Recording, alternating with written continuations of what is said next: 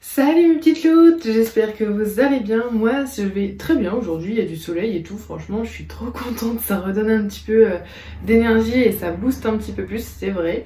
Donc aujourd'hui je vous retrouve pour une vidéo YouTube sur un magnifique sujet qui est les plantes dépolluantes.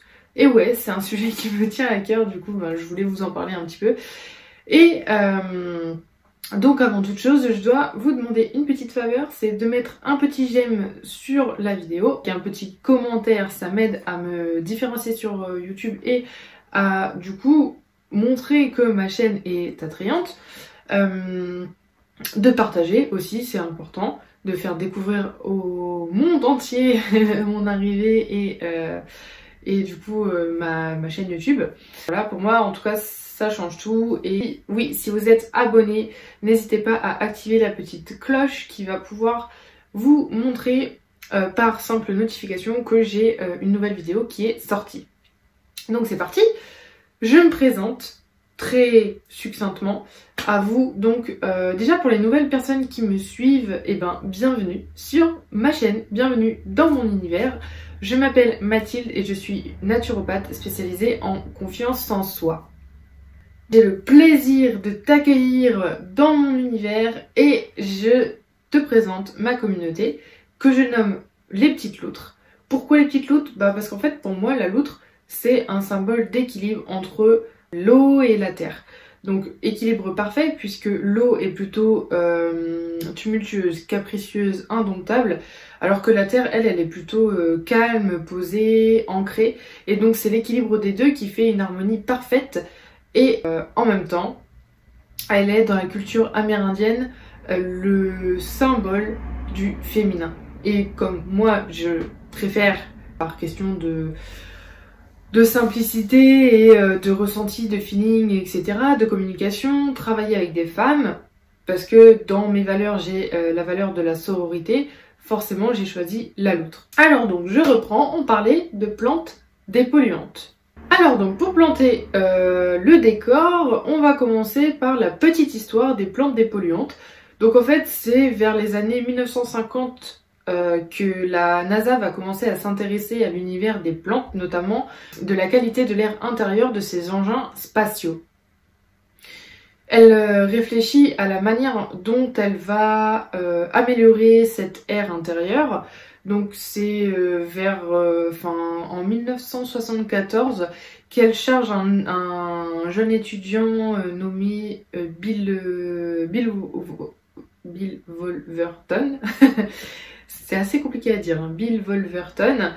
Donc d'étudier l'air ambiant des navettes spatiales qui sont habitées du coup par les différents astronautes que possède la NASA en mission. Et donc ce jeune homme va être missionné pour retrouver en fait des solutions pour protéger les occupants des substances toxiques qui peuvent provoquer les maladies. Donc c'est pour la première fois qu'on s'intéresse à la qualité de l'air intérieur et non pas extérieur. Donc Bill Wolverton va en fait construire des mini-cellules mais en version écologique, donc en version miniature, donc des mini-cellules écologiques closes afin de recréer l'air intérieur des navettes spatiales et donc le cadre de vie des cosmonautes. Son expérience lui permet de mesurer la capacité d'absorption des différentes plantes en fonction des différents polluants, donc des différentes substances chimiques qui sont injectés dans les petits modèles réduits. J'essaierai de vous mettre des petites photos là autour, je pense plutôt par ici, pour que vous puissiez bien voir à quoi ça ressemble et à quoi on fait référence. Donc voilà, donc c'est grâce à cette mission-là au sein de la NASA que Bill Wolverton va se charger avec son équipe d'étudier du coup les environnements et les habitats intérieurs des différentes navettes dans lesquels les humains vivent, et c'est de là que débute à grande échelle du coup la belle aventure des plantes dépolluantes dans nos habitats. C'est pour ça qu'elles se retrouvent ici.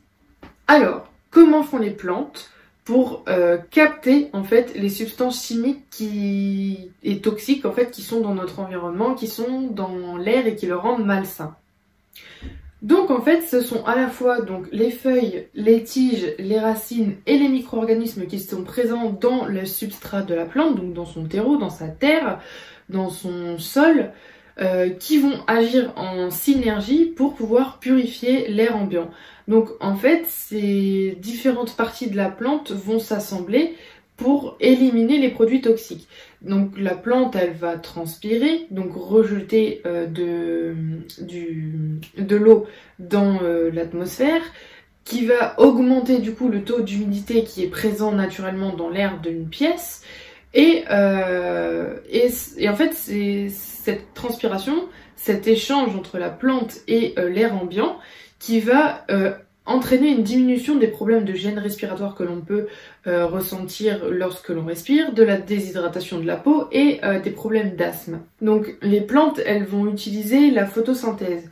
Donc la photosynthèse, c'est une réaction métabolique que la plante va créer, va utiliser surtout pour obtenir de l'énergie. Et cette énergie, c'est ce qu'il leur faut afin de mener à bien la réaction métabolique de la photosynthèse.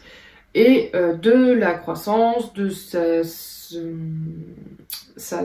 survie, de pouvoir se nourrir, pouvoir absorber les nutriments qui sont dans le sol par les racines, etc. La photosynthèse, c'est le fait de capter l'énergie lumineuse via le pigment chlorophylle. Donc c'est pour ça qu'en fait sur vos petites feuilles, vous avez la couleur verte. La couleur verte, c'est dû au pigment de la chlorophylle. L'énergie lumineuse va venir s'infiltrer, réfléchir la feuille, qui va, elle, grâce au pigment de la chlorophylle, absorber cette lumière et la transformer en énergie. Donc en fait, c'est aussi bien la feuille que la tige qui vont utiliser l'énergie lumineuse pour activer le processus de photosynthèse. Donc en fait, la plante va être activée par l'énergie lumineuse. Dans la feuille, il va y avoir une réaction dont je vous passe les détails d'équation, d'échange d'électrons, etc. Hein. On va la faire simple. Qui va prendre le dioxyde de carbone, donc le gaz carbonique ou le CO2 qui est présent dans l'air, le transformer en dioxygène, donc en O2, puisqu'il y a deux atomes d'hydrogène collés à l'oxygène, et donc transformer aussi l'eau en sucre. Et donc le tout va faire que ça fournit une énergie qui est nécessaire à la croissance des plantes.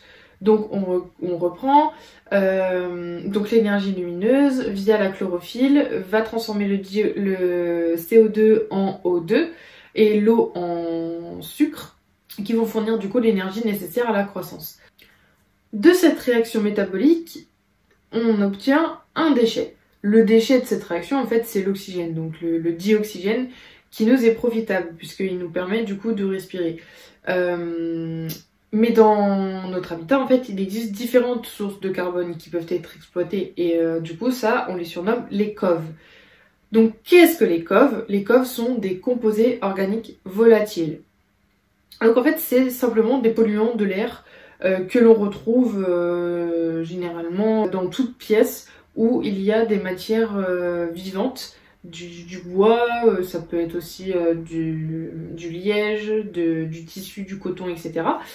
Et donc en fait, c'est des composés organiques, donc qui dit organique dit source de carbone pour la plante. Donc en fait, les micro-organismes qui sont contenus dans le substrat de la plante, donc dans son terreau, vont engloutir les polluants et du coup vont les transformer en... Donc du coup ils vont engloutir les coves et les transformer en substances nutritives pour la plante, pour l'entretien de la plante et la croissance de la plante. Plus les échanges entre l'environnement et la plante sont importants, plus la plante va avoir une action qui sera encore plus intense avec les micro-organismes qui sont présents dans son substrat et qui vont générer en fait plus d'éléments nutritifs pour la plante et du coup amener à la croissance et du coup à la destruction donc à la croissance de la plante, et à la destruction des éléments polluants qui sont dans l'air que l'on respire. Donc, secondement, quelles sont les principales sources de pollution de nos extérieurs? Donc, quels sont les polluants qui nous gâchent la vie et qui nous gâchent la santé? Donc, je vais vous citer les principaux polluants qui existent. Et bah, vous m'excuserez, je vais souvent regarder mes notes, mais ils ont des noms qui sont un petit peu barbares, je les connais pas par cœur. Et donc, bah, je vais regarder assez souvent mes petites notes, donc voilà. Donc il existe deux catégories. La première, ce sont les COV, donc les composés organiques volatiles. Ces composés-là, on ne peut pas les voir et en fait, ils envahissent tout simplement toutes les pièces de notre habitat.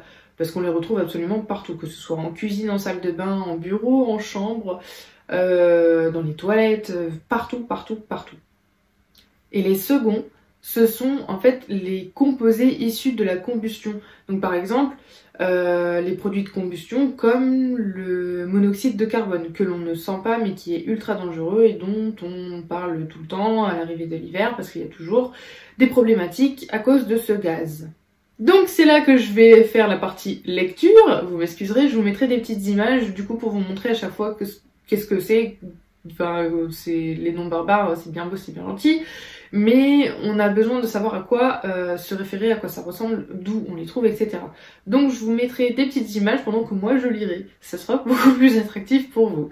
Alors, on commence par les COV, donc les composés organiques volatiles. On a le formaldéhyde, donc ou le formol, pardon, qui peut provoquer des cancers, des affections respiratoires, des maux de tête, des allergies et une fatigue importante. En fait, le formaldéhyde va fragiliser les défenses immunitaires. Les éthers de glycol, eux, jouent un rôle néfaste sur la reproduction et la fertilité. Le benzène, le xylène, le toluène et le styrène provoquent des anémies, des leucémies et des cancers. Le trichloréthylène, lui, s'attaque en fait au foie et aux reins et il est toxique pour le système nerveux central et il irrite aussi beaucoup la peau et les muqueuses et il est aussi cancérigène et dérègle les systèmes hormonaux. Donc là, ça concerne aussi beaucoup les cancers hormonodépendants. Sur les actions aussi sur le système nerveux central, ça veut dire qu'il peut induire des paralysies faciales, membranaires. Membranaires, c'est mieux. Voilà. Le paradichlorobenzène, donc en fait il serait cancérigène. Il y a encore des études qui sont en cours, donc pour l'instant ils mettent ça entre gros guillemets, entre grosses parenthèses, parce qu'ils n'en sont pas sûrs du tout. Donc faut attendre que les études soient terminées pour pouvoir le savoir. Le chlorure de vinylmonomère, ou le PVC, qui s'attaque en fait lui au foie, aux reins et à l'appareil reproducteur. Il est aussi cancérigène et dérègle les systèmes hormonaux, surtout la thyroïde, donc ça peut induire des cancers de thyroïde. L'acétone, lui, il va simplement provoquer des irritations des muqueuses, du nez, du cou et des yeux. Le néoprène va provoquer des allergies. Le polyuréthane, lui, c'est un matériau qui est dangereusement inflammable. Mais il peut aussi être cancérigène.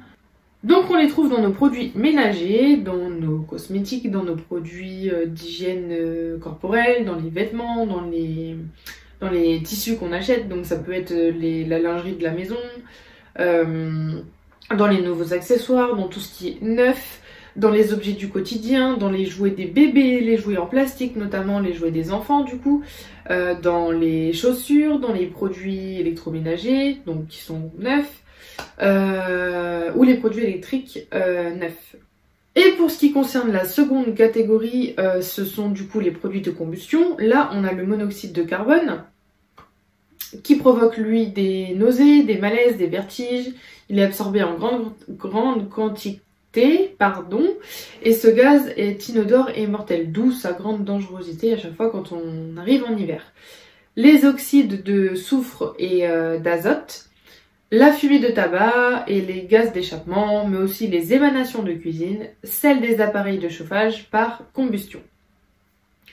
Et on les trouve dans certains encens, donc il faut bien lire la composition. Voilà, il y a des encens dont il faut faire attention parce que on retrouve en fait ces différents composés qui sont quand même assez néfastes pour la santé, et c'est dommage d'essayer d'améliorer son environnement, sa qualité d'air si après on utilise des encens et que malheureusement dans ces encens on retrouve des molécules chimiques qui sont dégradantes pour nous, quoi.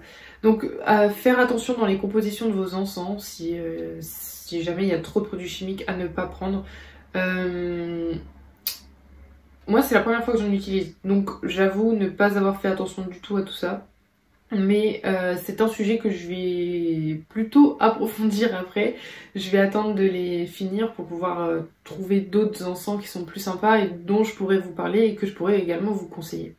Donc il existe aussi d'autres polluants qui sont très importants et que je vais vous présenter quand même parce que à mon sens ils sont tout aussi importants que les autres, même si bon généralement on en retrouve assez peu dans notre quotidien. Mais par exemple, on a les résines époxy, le white spirit, les phtalates et les ondes électromagnétiques. Bon, les ondes électromagnétiques, on en retrouve quand même pas mal au quotidien. Donc par exemple, les résines époxy, elles sont toxiques au contact de la peau. C'est pour ça que généralement, quand vous voyez les vidéos TikTok avec des résines époxy, les personnes ont des gants, c'est normal. Et ça provoque aussi des allergies cutanées et respiratoires. Donc faut faire assez attention, faut pas être collé dessus quand on verse, etc. Faut se tenir assez loin, quitte à porter un masque, voilà, au moins on évite ce genre de désagrément. Pour le white spirit, il est également irritant et même d'ailleurs très dangereux pour tout ce qui est système nerveux central, parce que il va induire des mauvaises connexions, des mauvaises informations et communications entre les différents neurones et donc les différentes terminaisons axonales. Et en fait, le système nerveux central, c'est celui qui va contrôler toutes les réactions et tous les mouvements qui sont issus de notre corps. Donc par exemple, bouger les bras, cligner les yeux, etc. C'est le système nerveux central, et si on respire trop de white spirit, on a un phénomène de paralysie en fait qui se provoque. On a également des irritations nasales qui sont provoquées par le white spirit du fait de respirer directement l'odeur qui est quand même assez prenante, hein, assez forte. Irritation aussi oculaire et pulmonaire puisque ça pénètre jusque dans les alvéoles et ça peut les brûler, les irriter. On peut aussi avoir des sensations de vertige selon les sensibilités des personnes. Et une altération des fonctions psychomotrices parce que forcément, je vous ai dit, ça atteint le système nerveux central et donc ça provoque des moments de paralysie. En ce qui concerne les phtalates, on les retrouve plutôt dans les cosmétiques, les produits ménagers, les déodorants, dans le PVC. Et on a aussi leurs dérivés des phtalates qui sont alors attendez, je regarde sur mes notes parce que le diéthylhexylphtalate qui est un perturbateur endocrinien et le diisononylphtalate qui lui s'attaque au rein, au foie. On en a un troisième, le disiodécylde, qui lui trouve refuge dans les tissus graisseux. Donc ça veut dire qu'en fait il se stocke dans nos cellules adipeuses et au moment où on fait une petite détox par exemple, on a tendance à redégager toutes les toxines qui sont dans notre organisme, et aussi des toxines qui sont stockées dans les cellules adipeuses, et c'est là qu'on repollue encore plus notre corps. Donc les détox, oui, mais en étant accompagné et en faisant attention. Parenthèse fermée. On a le quatrième type de polluants pour cette seconde famille, qui sont aussi les ondes électromagnétiques, et ça on les retrouve dans les téléphones, au niveau des téléphones, au niveau des imprimantes à connexion Wi-Fi, des PC, des micro-ondes, voilà, tout ce genre d'appareils qui utilisent des ondes électromagnétiques. Et ces ondes sont responsables de certains cancers. Donc on a tout ce qui est comme type d'onde, le Wi-Fi, le Bluetooth, la 4G, la 5G. Alors, les bonnes habitudes à adopter pour dépolluer son intérieur. Donc, on peut adopter tout simplement quelques réflexes pour éviter de polluer son habitat. Donc, premièrement, et pas des moindres, veiller à utiliser des produits de matière noble et naturelle. Donc, par exemple, le bois, le lin, le coton, les peintures à l'eau, enfin tout ce qui n'est pas traité, qui est de qualité biologique ou tout du moins écologique. En deux, si on a des produits qui rejettent des déchets toxiques ou même polluants dans notre espace de vie, on va tout simplement veiller à y placer des plantes dépolluantes. Genre par exemple derrière moi, récemment j'ai peint un petit socle pour un petit support en fait pour mon PC, et c'était de la peinture à l'eau certes, mais qui sentait quand même une espèce d'odeur bizarre parce que c'est une peinture à l'eau mais avec un effet résine. Et donc en fait ça avait une odeur assez spéciale, et du coup j'ai mis mes plantes et ça n'a pas duré longtemps l'odeur. C'est vrai que ça a dépollué assez vite la pièce. Donc voilà, on va placer des plantes dépolluantes dans les pièces où on peut avoir du coup des poisons polluants dans notre air pour le purifier. Troisièmement, on utilise le moins possible de produits ménagers de grande surface qui sont achetés tout faits et bourrés de produits chimiques. En fait, dans ces produits-là, on va retrouver un tas de noms de molécules assez complexes, qui sont en plus très mauvais et très nocifs à la fois pour l'environnement, mais pour nous, pour notre santé. Donc on va plutôt privilégier des produits que l'on va faire soi-même, ou alors si on n'a pas le temps, on va utiliser des produits qui sont déjà tout faits, mais qui sont quand même bio ou écologiques, ou en tout cas très respectueux de la planète et de la santé. Et d'ailleurs, même, on va pouvoir aussi retrouver toutes les astuces de grand-mère. Nos grand-mères, elles avaient des produits qui étaient quand même assez efficaces, et en tout cas, qui nous coûtent beaucoup moins cher à l'achat que les produits chimiques que l'on utilise tout va, et qui sont très mauvais pour notre santé. Après, c'est toujours pareil. Tout ce qui est tendance marketing et le commerce, ils ont tendance à surfer sur la vague du zéro déchet, du 100% naturel, 100% artisanal, bio, écologique, etc. Ok, c'est super sympa, ça nous offre beaucoup plus de choix, des opportunités et tout, mais le souci c'est que en termes de prix, on a quand même une grosse différence, parce que simplement, par exemple, je prends le vinaigre blanc. On va au rayon vinaigre du magasin et on prend un bidon de vinaigre blanc, tout simple. Il va coûter beaucoup moins cher que si on se retrouve dans le rayon du supermarché avec les produits d'entretien et qu'on prend du vinaigre blanc à cet endroit-là. Pourquoi ? Bah parce que simplement il va être qualifié de vinaigre ménager, qu'il va être dans un spray, il sera pas dans un bidon, il aura peut-être des arômes de citron, de menthe, peu importe, alors que on peut le faire soi-même, et en plus on peut le payer moins cher si on va dans le rayon cuisine, enfin dans le rayon assaisonnement. Donc voilà, c'est toujours le problème du marketing et du commerce. Faire attention et bien lire les étiquettes et comparer les prix. On referme la parenthèse. Donc quatrième point, qui reprend du coup ce que j'ai dit en troisième point. Donc quatrième point, c'est reprendre les astuces de grand-mère, parce que si elle les prenait et que c'était efficace, c'était pas pour rien. Donc on ne va pas les abandonner, on va les reprendre, on va les réutiliser, et en plus ils sont plus efficaces et moins chers pour notre petit porte-monnaie et meilleurs pour notre santé et la planète. Cinquième point, plutôt qu'une lessive classique, on va venir utiliser soit un savon noir, un savon de Marseille, une lessive en copeaux, ou encore les noix de lavage ou les boules de lavage. Et en fait, tout ça va nous permettre de consommer à la fois moins de lessive, moins d'eau. Ça va encrasser beaucoup moins nos canalisations, notre machine à laver, l'environnement. Ce sera aussi moins d'eau de gaspiller pour la planète puisqu'on pourra plus facilement dissocier les petites molécules du savon qui composent la lessive en station de traitement, d'épuration des eaux, alors qu'avec une lessive chimique c'est beaucoup plus compliqué pour les petites bactéries. Et puis comme c'est moins cher aussi à l'achat, au final ça fait un coût sur le moment, mais quand on voit tout ce que ça nous permet d'économiser en termes d'achat de lessive par rapport à l'habitude, au final, certes c'est un coût sur le moment, mais dans la durée c'est quand même hyper avantageux, ça nous coûte moins cher. Donc le porte-monnaie il est content, il nous dit merci. Hein. 6e point.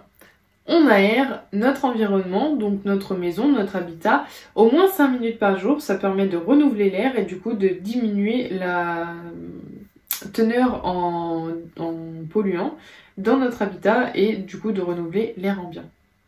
7. On ne bloque jamais un conduit d'aération.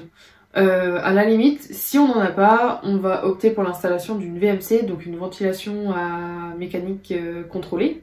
Et en fait, ça va être pour la même raison que l'aération 5 minutes par jour, c'est le renouvellement de l'air, tout simplement. Et du coup, de pouvoir diminuer cette teneur en éléments polluants dans notre air ambiant. Et 8, si on a une cheminée ou un conduit de chaudière qui est encrassé, on le fait réviser tous les ans pour pouvoir décrasser justement ce conduit et ramener plus facilement la cheminée, et en même temps on évite de refaire tomber dans l'air en fait les différentes particules issues des produits de la combustion. Par exemple si vous utilisez des poêles à granulés, des poêles à bras ou sur une chaudière à fioul. Et enfin, du coup, je vous ai fait une petite sélection de plantes dépolluantes. J'ai mis, j'en ai mis quand même pas mal en fonction des différentes pièces que vous avez quand même dans votre maison ou dans votre appartement. Enfin voilà, peu importe. Autant dire que avec la sélection que je vous ai fait, je vous mettrai des images à chaque fois pour que vous sachiez aussi un peu à quoi ressemble la plante si vous ne la connaissez pas. Vous avez du choix. Ouais, vous avez du choix. Alors donc à chaque fois je vais vous afficher la photo de la plante, son nom et ce qu'elle enlève comme polluant, donc et également où vous pouvez l'installer. Et donc c'est parti. Alors on a l'aloe vera. C'est une plante qui est efficace contre le formaldéhyde et le monoxyde de carbone et elle peut se placer dans le salon, la véranda, les chambres et tous les endroits lumineux. L'anthurium ou l'anthurium, ça dépend comment on prononce. Généralement, quand on a fait du latin, les U sont des OU. Donc, moi, je dirais l'anthurium. Donc, la plante est efficace contre l'ammoniac, le xylène, le formaldéhyde et le monoxyde de carbone. Et elle peut se placer dans la cuisine et la salle de bain. L'arbre de jade. Alors, c'est une plante qui est efficace contre les ondes électromagnétiques, donc les micro-ondes et l'ammoniac, et elle peut se placer dans le salon, le bureau, la cuisine, les chambres et la salle de bain. L'azalée de l'Inde. Cette plante est efficace contre le formaldéhyde, l'ammoniac et le xylène, et elle peut se placer dans le salon, la véranda, les chambres ou en fait tous les endroits qui sont lumineux. Le bégonia à fleurs. Alors lui, il est efficace contre le formaldéhyde et on peut le placer dans une entrée, dans un salon ou sur les rebords des fenêtres. Le cactus cierge est une plante efficace contre les ondes électromagnétiques, donc de la télé, d'un PC ou d'un smartphone, pardon. Et il peut se placer dans le salon, le bureau, les chambres ou encore la cuisine. Le dragonnier de Madagascar, lui, se place est efficace contre le xylène, le benzène, le formaldéhyde, le monoxyde de carbone, le toluène, le trichloréthylène. Et il peut se placer en fait dans le salon, dans le bureau, dans la cuisine, dans les chambres ou encore dans la salle de bain. La fleur de lune, c'est une plante qui est efficace contre le formaldéhyde, le benzène, le trichloréthylène, le xylène, l'ammoniac et l'acétone. Et elle peut se placer dans le salon, dans le bureau, dans la cuisine, dans les chambres, dans la salle de bain ou encore dans un atelier si on possède un atelier. La fougère de Boston. Alors elle, c'est une plante qui est efficace contre le formaldéhyde et le xylène et elle peut se placer dans le salon, dans la cuisine, dans les chambres et dans la salle de bain, mais elle aime beaucoup l'eau. Le kalanchoé. Alors c'est une plante qui est efficace contre les ondes électromagnétiques et donc elle peut se placer dans le salon, dans le bureau ou dans les chambres. La langue de belle-mère. Elle est une plante efficace contre le formaldéhyde, le benzène, le xylène, le toluène, le trichloréthylène et elle peut se placer dans le salon, le bureau, la cuisine, les chambres, le garage et l'atelier. Le maranta, lui, est une plante efficace contre le formaldéhyde et il peut se placer dans le salon, dans l'entrée, dans les chambres, dans le bureau ou dans les pièces qui sont refaites. Le palmier bambou. Alors j'en ai un ici. Moi c'est un kentia ou un palmier bambou. Donc il est efficace contre le formaldéhyde, le xylène, le trichloréthylène et le benzène. Et il peut se placer dans le salon, l'atelier, le dressing ou sinon près du garage et des chambres. La Monstera deliciosa est une plante qui est efficace contre le formaldéhyde et le monoxyde de carbone et elle peut se placer dans le hall, le salon et les lofts parce que c'est une très grande plante. Elle prend beaucoup d'espace. Le philandron, donc lui le philodendron c'est aussi une plante qui est nommée oreille d'éléphant et c'est une plante efficace contre le formaldéhyde et elle peut se placer dans le salon, l'entrée, les chambres ou encore le bureau. La plante pan et le poinsettia sont des plantes qui sont efficaces contre le formaldéhyde et elles peuvent être placées dans le salon, la véranda.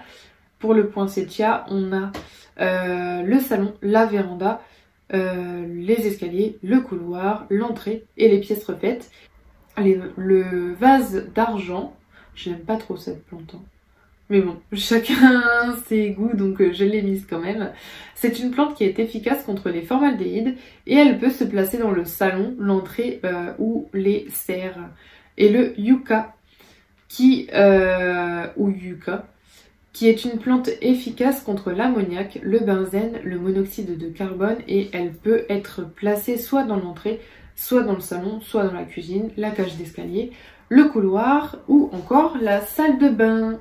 Voilà, c'est tout pour aujourd'hui mes petites loutres. J'espère que cette vidéo vous a plu et pour me le faire savoir, n'hésitez pas à me le dire en commentaire ou alors de me mettre un petit pouce bleu, de vous abonner, de partager, bla bla bla bla bla.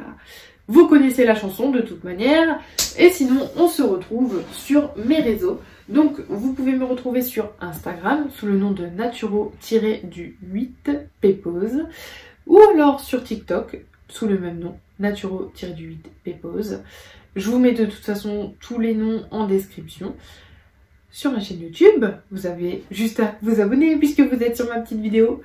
Ou alors mon site internet si vous voulez creuser un peu plus sur moi, voir un peu plus d'informations. Et sur mon serveur Discord sur lequel je fais des ateliers en ligne en fait avec vous. J'ai un maximum de 10, allez, je peux pousser jusqu'à 15 personnes mais ça fait vraiment beaucoup, je préfère 10 personnes. Je trouve que c'est plus convivial et plus facile à gérer. Et pour répondre à vos questions, c'est plus simple. Bien sûr, je vous mets donc tous les liens en description. N'hésitez pas à y aller, à faire un tour. Ça me fait plaisir de voir vos petites frimousses ailleurs que sur Instagram ou ailleurs que sur YouTube. En fait, ça me fait plaisir de voir vos petites têtes un petit peu partout sur mes posts.